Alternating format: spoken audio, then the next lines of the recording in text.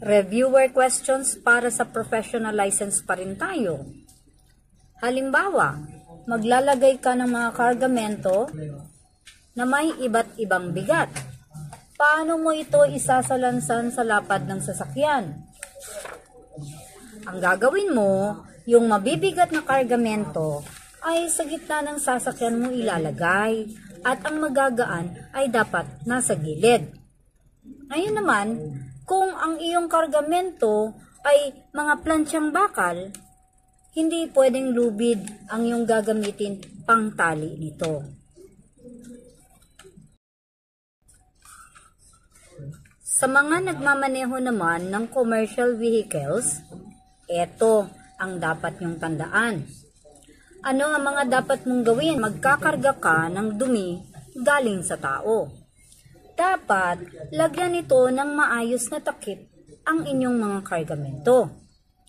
Ang unang dahilan sa paglalagay naman ng takip sa mga truck ng basura ay para hindi tumilapon ang basura. Tandaan, pag kayo ay nahuli na wala kayong canvas cover, magmumulta kayo ng 1,000 piso. Sayang din yun.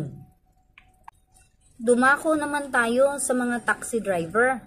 Marami po kasing turista ang nagrereklamo na mataas ang bayad na hinihingi ng mga taxi driver. Yung ilan lang naman, hindi lahat.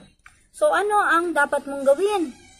Dapat hindi ka nakikipagnegosasyon at sundin kung ano yung bayad sa taximeter. Alam mo ba na ang penalty sa overcharging of fares, first offense, ay may multa na 5,000, 5,000 pesos. Sa second offense naman, magbabayad na tayo ng 10,000 pesos. At sa third offense, ikaw ay magbabayad na ng 15,000 pesos at pwedeng masuspend o makancel ang iyong prangkisa. Para ito sa mga professional license holders or yung gustong mag-apply from non-pro to pro. May mga katanungan kasi tayo tungkol sa public conveyance.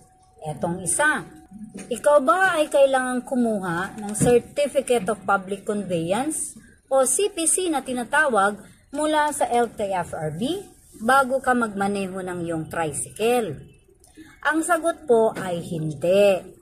Hindi po kailangang kumuha ng CPC sa LTFRB. Bagkus, ikaw ay kukuha ng MTOP sa iyong local government unit office. Ang MTOP ay Motorized Tricycle Operator's Permit na dokumento na kailangan mong dalhin lagi sa iyong sasakyan. Ano ang mga dokumentong kailangan mong dalhin bago magmaneho? Tandaan, bukod sa CPC, kailangan mo rin dala-dala ang iyong lisensya sa pagmamaneho, pati yung OR at CR ng sasakyan. Hindi kailangang original ang dalhin ha. Ipa-photocopy siya ng clear copy para madali pong makita ng mga law enforcers yung detail ng inyong sasakyan.